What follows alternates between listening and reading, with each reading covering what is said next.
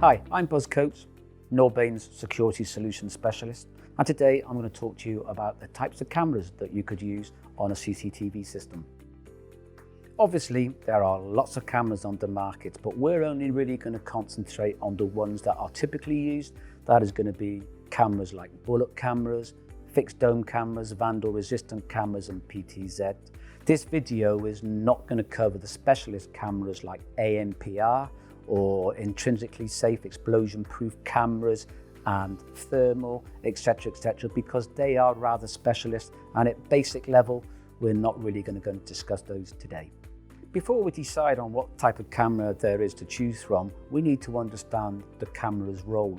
What is it doing? Where is it going to be placed? Is there any peripheral equipment going to be applied to it? But also from a point of view of what are we trying to view? Why are we trying to view that? It may well be we want to see a very wide area, or it may be something that we want to just concentrate on a door and just get head and shoulders. As you can appreciate, the view is very, very different. We are going from something which is like that to like that.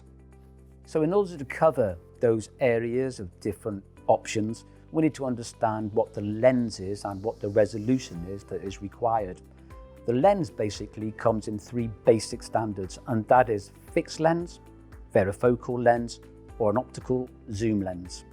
Traditionally, if we go back 20 odd years, we used to mainly use box cameras, and we used to have a specific lens for that role. But typically it's a lot easier nowadays because most cameras that we sell in this arena, will be lenses included in the camera. To understand how the lens and camera go together, we typically give a measurement in millimeters, the distance between the lens and the sensor in the camera, i.e., for example, 3 millimeters. And that is the small distance in between, like I say, the sensor and the optics of the lens. And what will happen there, just as a very simple system to understand, is that if I'm at 3 mil, I'm going to see a very wide area.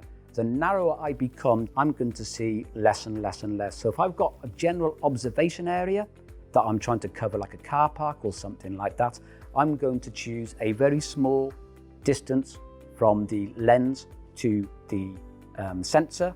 So say 3 mil, that's going to give me a very wide view. The narrower I become, I'm going to actually see, or the higher the distance, 50 mil, I'm going to see less, which means I lose things either side, the narrower I become.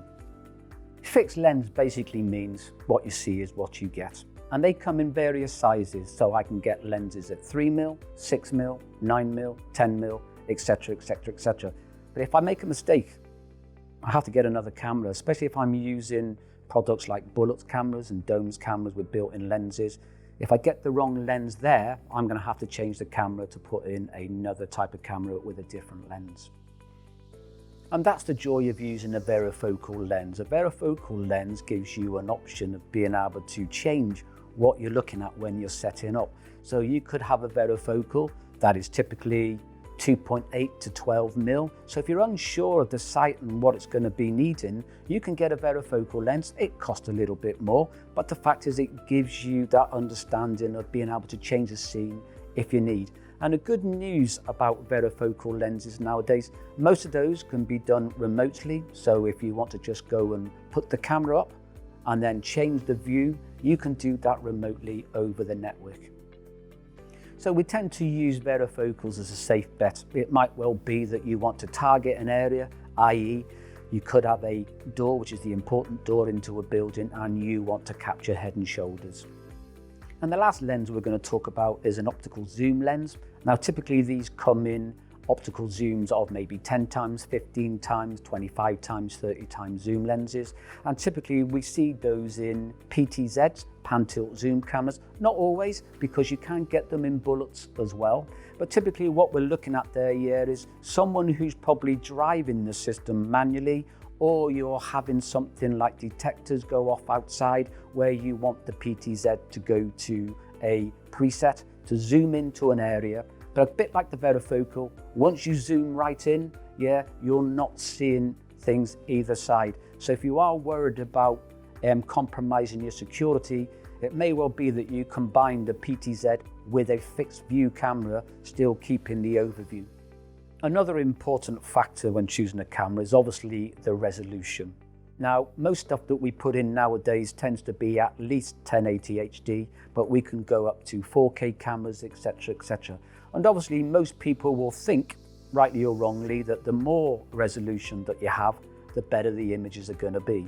And that's not necessarily true. From a point of view of enhancing digital steps, yes, you would be absolutely right, whereby if you're taking a 4K image over a 1080 image, yep, you can obviously go further in order in digital zoom in order to make sure that the picture holds up. A 4K will last a lot longer before it pixelates than a 1080 HD. However though, it can be argued if you're using the right optics with resolution, actually you don't need so much resolution. And what I mean by that is if you think we're using a PTZ with a 30 times optical zoom, yeah, I could quite easily use a 1080 HD because the picture's just going to hold up with that resolution every time I step in using optically. If, however, though, I'm using just a 2.8 fixed mil lens, you can appreciate that I probably want more resolution if I'm going to use digital zoom to step in. But please note, it's not Hollywood. We can't enhance in order to make a rubbish picture look great. And please note, there is a lot more to choosing a camera than just the lens and the resolution. Placement comes into fact as well, but also we will be covering that in the later video. The one thing we have to be careful of with resolution though, is the higher in resolution that you go, the more sensitive they are to light. In other words, they need more light. So once we have a good understanding of what the camera's role is, we can then choose what is the right camera from there on. Now it could well be you'd like an overt camera where people see a camera and know they're being recorded. Or you could go covert, where you don't want people to know they're being recorded. Traditionally, if you go back 20 odd years, as I said before, we used to fix box cameras. And box cameras were typically had to go with a lens. And we only really see those used nowadays where we're trying to see quite far distances where we put a big zoom lens on, so like ports and things like that. But typically nowadays, we've moved on to what would be integrated cameras and lenses in the form of fixed domes. Now, fixed domes come in a variety of shapes and sizes. Okay, you have the traditional dome that's got the bubble that's built in, and then we move on to what is the flat-faced domes, whereby you've got a eyeball or a turret. Now typically these come in fixed varifocal lenses. They can be vandal resistant. Some of them come with built-in infrared or IR, as we're going to call it from now on. And in IP, you tend to find that they are either PoE or 12 volt DC, but obviously within analog, they would still be the 12 volt or 24 volt. So when choosing the right fixed dome, you have to understand, that it's going to be internal or external. Don't always think that internal cameras are non-vandal resistant, because sometimes in schools and places like that, we do insist on vandal resistant cameras being fitted. And obviously for external, we need to make sure that the ingress protection is correct, i.e. IP65, 66, 67, means it can go outside and waterproof, providing of course that it is installed correctly. And just to be clear, we do have problems sometimes when we do use eyeball cameras, and that is when fitted externally, the infrared or IR light does make quite a nice warmth, and that can mean that spiders and insects are attracted to the camera. The one way around that is to use a turret, because typically with a turret dome, the sensor and the IR light are separate, so that if they actually just fill the IR light, at least it's not going to block your view from the sensor itself. One family of cameras that does come under fixed domes is the fisheye cameras, or 360-degree cameras, whereby we stick those on the ceiling and they give you a really good general observation of an area. Take in retail, where typically cameras were installed to look down the aisles, we can stick a camera up in the ceiling above the aisles and then we have no hidden area. And then we have bullet cameras, typically used externally because that's what their focus is, because typically they come with a sun shield, whereby if you're facing into the sun, you can move the sun shield further along the cylindrical base, and that means you can stop glare from sunlight if you're facing south. Again, just like fixed domes, they come with varieties of lenses. You can have a fixed lens, you can have a varifocal lens, and you can also, in this case, sometimes have an optical zoom lens as well. And typically what we see with bullet cameras, they also have infrared or IR lighting. And again, they can suffer the same problems with the fixed cameras as well, whereby spiders, insects are attracted to that ring around the bullet camera, and that can obscure your view. And finally in this series, we're going to talk about pan-tilt zoom cameras, which I'm going to refer to as PTZs from now on, because that's quite a mouthful.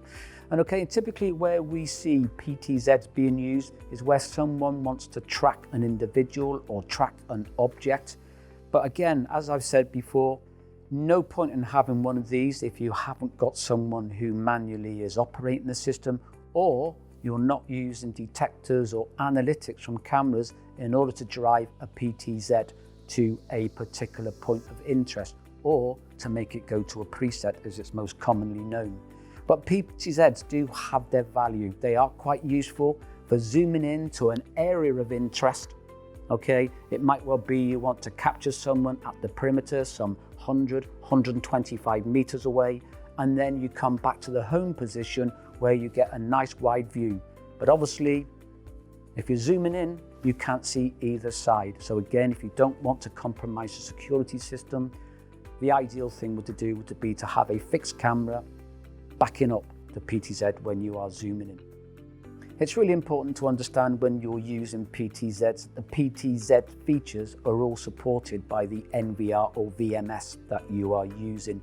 And by VMS, I mean a video management system.